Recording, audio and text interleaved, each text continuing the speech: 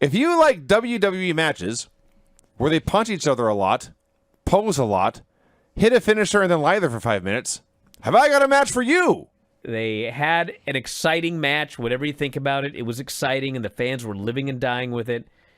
This was miles better than WrestleMania. Yeah. Yes. This was a WWE main event.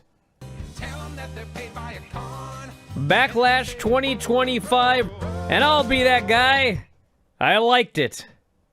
Hey, went 245. I like that show. Great. They had a great crowd. Great crowd. Super crowd. I got no complaints. With the exception that, can we stop killing Drew McIntyre? I do have a complaint about that. His head missed the table and smashed on the ground. Any good. I was told that he's alive. Sure. And hurting. So anyway, we'll be back on, we got to talk about it? I mean, it shouldn't take that much longer. Solo Sikoa pulls Fatu to safety. This distracts in the night, lets him be attacked by the debuting Jeff Cobb. That's right. And he got a big pop. It's like the people recognized Jeff Cobb. Yes. And it was amazing because, everyone's like, why would WWE fans know Jeff Cobb? WWE sucked, and AEW started. And so a whole bunch of WWE fans started watching, like, New Japan and AEW. And then, around 2022-ish, 2023, Vince was gone. And then we kind of had that downturn of AEW. And so I think a lot of AEW fans started watching WWE again. And those are the people that had watched AEW. They had watched New Japan. And in fact, there's enough of them there that'll buy tickets to pay-per-views to recognize Jeff Cobb. Mm-hmm. Becky Lynch versus Lyra Valkyria for the IC title. Was she going for the Poison Ivy look? No, she's a bird. She's a bird, yes. Yes. It's her gimmick. Her gimmick is she's a bird. A crow, specifically, yeah. That explains I don't all think the she's a junk in crow. her. She's a Raven. More, but she's based on the Raven. She's just a bird. Yeah, anyway. Every time Pat does a promo, he's talking about how Cole is the greatest of all time. He's the GOAT. Like, I know you're young and everything, and, like, you grew up with Michael Cole, but fucker, he's not the GOAT. He's not the best of all time. Like, it just drives me crazy. Doesn't matter what a McAfee did, whether it's jumping over the top rope and tripping and falling on his face. The crowd loved him anyway. That guy can bump and sell and elicit crowd sympathy. This crowd was desperately behind it. They felt terrible for him. They wanted him to survive. They wanted him to overcome the odds. They cared. So Gunther drags Cole into the ring, and I tell you, if he had given Michael Cole just one good chop, this would have been my match of the year. I would have been over the moon. Didn't do it. It was so well put together. The story was great. I just thought this was like a miracle, really. Maybe not, actually. I shouldn't even call it a miracle. It's fucking Gunther.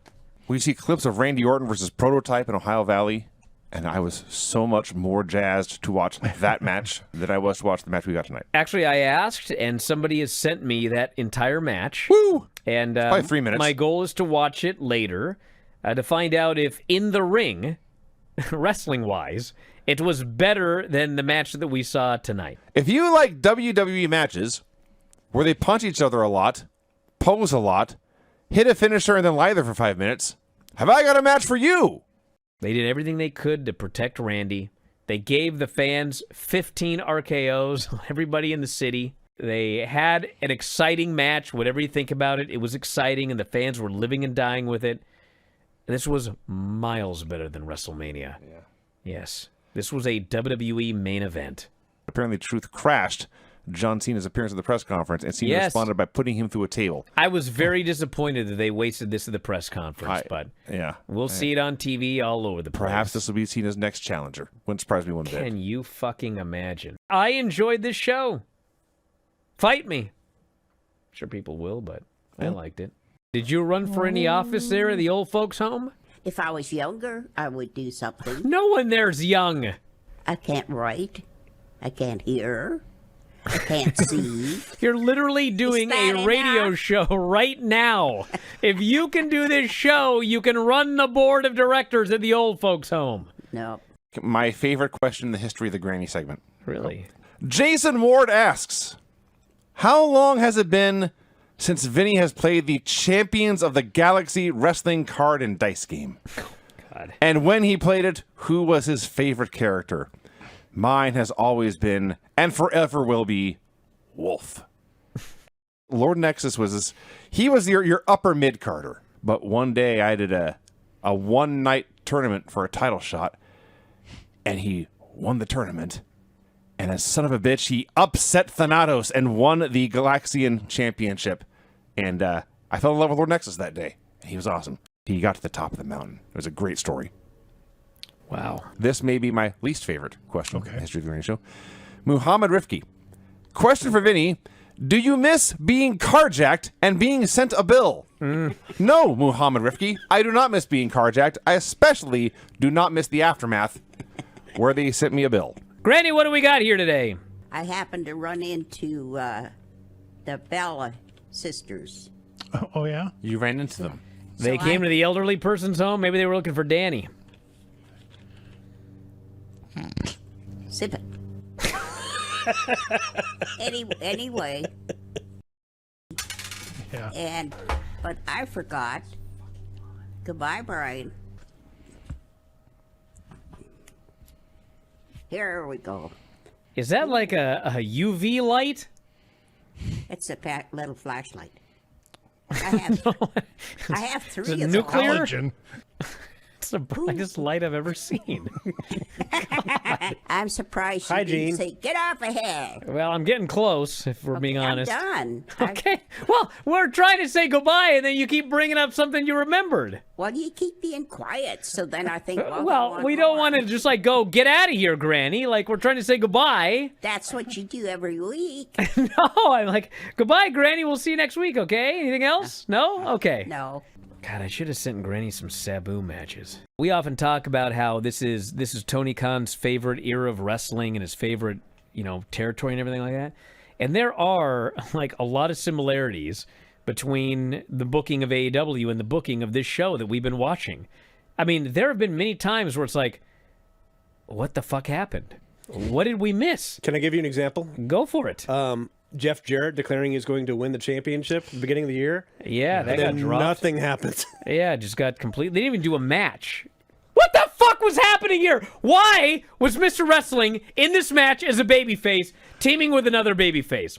Why did the babyface, I get it, maybe something went wrong and the guy accidentally punched his partner because the other guy forgot to duck. But then, why did the babyface walk out on the heel? Why did the heel go 1-on-2 against two heels and make a babyface comeback? Where are the 6 months of television I didn't see? Where the fuck are they? Anybody? I got nothing. What the fuck happened here? I don't know. Live from the Now Arena in Chicago. Good crowd. Thought so? 5,000. The size. Well, I mean, I've seen better crowds reaction-wise. For a Chicago crowd, I thought they were very mild. But the size was good. And it seems like a good time to send our best wishes to Jim Ross and his cancer diagnosis. All the best thoughts going out to JR. Will Ospreay and Hangman Page versus Konosuke Takeshita and Josh Alexander. My issue with this match is, just watching this in a vacuum, you would have thought Takeshita and Alexander were the baby faces, and Hangman and Ospreay were the bumbling nitwit heels. They couldn't get along. They were pushing each other out of the way. They were arguing and bickering. It made them both unlikable. It seems like a bad thing going into their main event against each other. I think it's the main event of the Double or Nothing. There is a plus and a minus to Tony Khan being on Twitter all the time, okay? There was a massive plus later on in this show. Yes. When Hysterically somebody impressive. When somebody had the bright fucking idea to change Mina Shirakawa's music. If I find out who that was. This was so mad I was ready to turn off the show, which I've never done in the history of Dynamite. I was so mad at this new fucking music. And I heard a rumor that it's the same person that did Mercedes Monet's music, which I also don't like. But with all due respect to whoever made this, it's the shittiest song in the history of wrestling. By the time the match was over, her 10 old minutes song later. was back. Never been so happy. Ricochet versus Zach Gowen. This was great. Yeah. Did you ever have as good a match as Zach Gowen here did on one leg? Oh, absolutely not. Okay. No. Yeah. This Not- guy not on chance, no. one fucking leg is better than, like, a lot of the guys I've seen in this business. And Ricochet is like he's the best heel in wrestling, right? He's up there. I mean, in North America, He's there's the best idiot. little competition. So, When he went for that figure four and there's no second leg. What a fucking geek. he's awesome. Incredible. It's all down to Bobby Lashley. Throws his giant arm around Max's head, and he holds out his fist. He does give the thumbs up. Max is very happy. Next week on Dynamite, the official MJF contract signing into the Hurt Syndicate. And Max and Montel leave together, and Bobby and Shelton just look at each other and exchange knowing grins. So someone is getting screwed. The announcers address the passing of Sabu. Terrible news. In the history of planet Earth, very few humans have lived their own life by their own rules more than Sabu. And that's the kind of thing that I look up to, and he'll be missed. Then we had a straight out of WWE segment. But in WWE, it actually would have been better. Sure. And the hooded figure pulled off his hood, begging the question why he had it on in the first place. But it's Gabe Kidd from New Japan. Swerve comes out, and he wants anarchy in the arena at Double or Nothing. Yeah. And I'm looking at who's out there. I'm like, okay, so it's Moxley, Kidd, the Bucks, and Claudio. That's 5. Maybe you to 6. And I see Joe, Hobbs, Swerve, and Omega. That's 4. What's the match? When the show was over, you only knew it was anarchy in the arena. And you know, like, the Bucks are almost assuredly in it. Mox is obviously in it. Swerve is obviously in it. Joe probably in it. Omega. What about Shibata? Don't know. Kenny Omega. Yeah, Kenny Omega, I guess, was out there. But, like, you didn't know when it was over. So from that perspective, like, they could have done a better job. Like, it should only have been the people that are going to be in the match. So the No Quarter Catch crew comes out for a promo. Actually, there's Miles Bourne doing the talking. This was actually one of the only good things on the show. Let's address the elephant in the room. I am partially deaf. It affects my speech and the way I talks, but I heard those people going crazy. And everyone cheers. Miles Bourne is the #1 contender for the title. He gets challenged to put the title shot on the line against a former NXT champion here. And Ava comes out, and her first words are, Miles, truthfully, I don't know if this is the right move for you. I was like, God damn.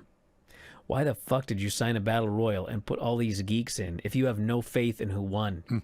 Every segment, with like 2 exceptions, was so below average. This promo segment here, like, Stephanie has a hard time speaking English. Yeah. But, like, she usually can get through it. Yeah. She could not get through this. She's losing her place. And finally, she just starts speaking Spanish. Yeah. Which was a huge improvement, but we didn't understand what she said. Tyra May Steele is Tamira Mensah-Stock, Oh.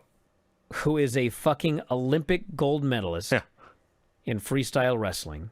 And she's standing there next to Bully Ray, who says, you two have earned the right to stand next to us. I was like, Tamira Mensah-Stock has earned the right to stand next to you, Bubba Ray Dudley? Wow. You know, I think you've earned the right to fucking stand next to her, dude. All I wanted was Shawn Legacy versus Javon after that Battle Royal. Yeah. I went on every show I said this. Every show. So they fucking tease me. Shawn Legacy does a promo. Man, Javon, let's run it back again like we did in the old days. I'm like, son of a bitch. They're going to fucking book that match. These fuckers have decided that they are going to book Shawn Legacy versus Javon versus Ashanti the Adonis. Why did you do that except to fuck with me? Damn it! Fallon Henley and JC Jane versus Jordan Grace and Stephanie Vaquer. So Jordan gets a hot tag. She looks incredible as always. And Jordan's comeback, honestly, was the only good thing in this match. Probably. Yeah. Like, up to this point, it was such a nothing happening, generic match. It was weird. That was NXT. Didn't like it. Not a good show. No great angles, no great matches, no great segments. But whatever, it's 1 week. It was awesome last week.